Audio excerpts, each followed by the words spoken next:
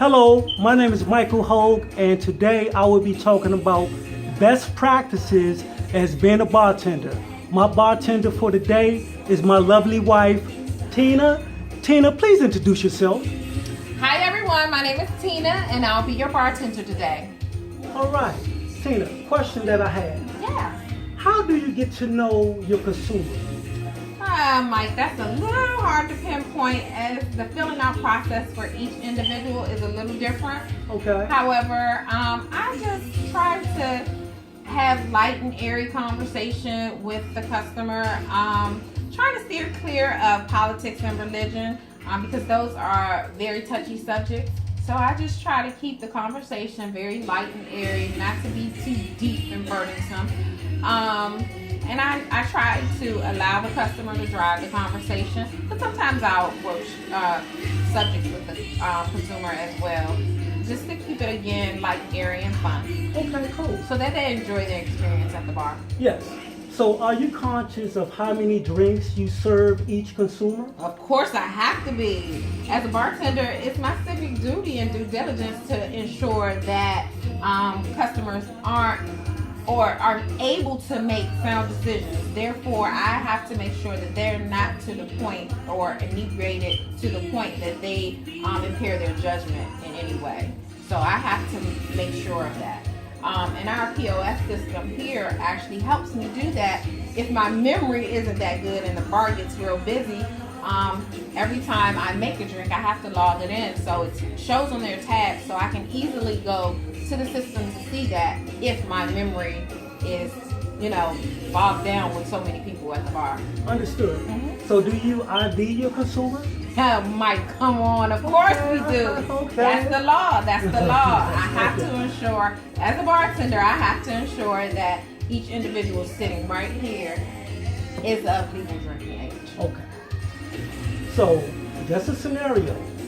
If a consumer come up to you and they're liberated, they just falling all over the place, and they're demanding you of a drink, what would you do? What would you do in a situation like that?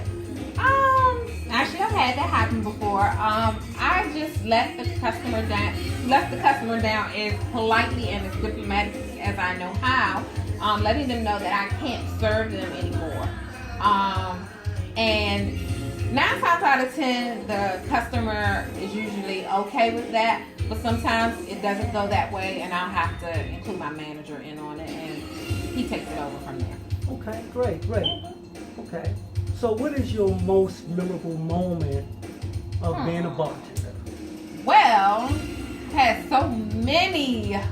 I've been a bartender for about 3 years now, and I love it, and I've had some memorable experiences. But I would say that the most memorable one is when I met LeBron James. No, you met LeBron James? I did. No. He came in with a friend, okay. And they came and sat at the bar, and I kept saying, he looks familiar. I'm not sure who he is, but he looks familiar, and I don't pay attention to sports a whole lot, but I know LeBron James' name, just couldn't remember the face. Okay. And he sat here and we started talking, and figured it out it was him, and I got his autograph in the end, and a nice tip. A nice tip? Yeah. I didn't get none of that tip. Oh, sorry. You know what I'm saying? Great. I have a couple questions of how to prepare a drink. And I'm going to pull out my flashcards. And, I'm going to test your skills here. Okay. How do you make a Long Island iced tea? A Long Island iced tea? I call that the all-in drink. Okay. Has a half-ounce vodka, half-ounce gin, half-ounce rum, half-ounce tequila, half-ounce triple sec, and a splash of Coke, or you can fill the rest with Coke, just depending on how strong you want it or not. Correct. Okay. How do you prepare a kamikaze? A kamikaze. Yes. 1.5 ounces of vodka, a half-ounce triple sec, half-ounce lime juice. All right. And this preparation of a third drink is tequila sunrise, but I would like for you to physically make that drink. Oh, you want me to make it? Yes. Okay.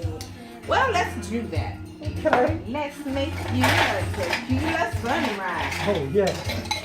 My favorite. So what we're doing is just gonna fill our glass. I have a small scooper, so usually I can do this with just one scoop if I have the right scooper. And we're going to have as our tequila today, Jose Cuervo. Jose Cuervo. So with that, we're gonna fill our glass with ice. We're gonna do an ounce of tequila. Okay. Excuse me because I'm out of the frame, but I have to get my orange juice. You're gonna fill with orange juice. Yes. And we're gonna do a half ounce of grenadine. Goodness.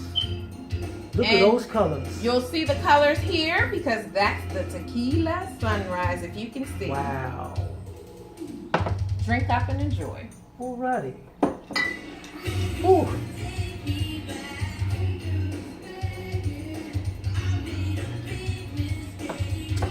Delicious. Yay! Ooh, delicious.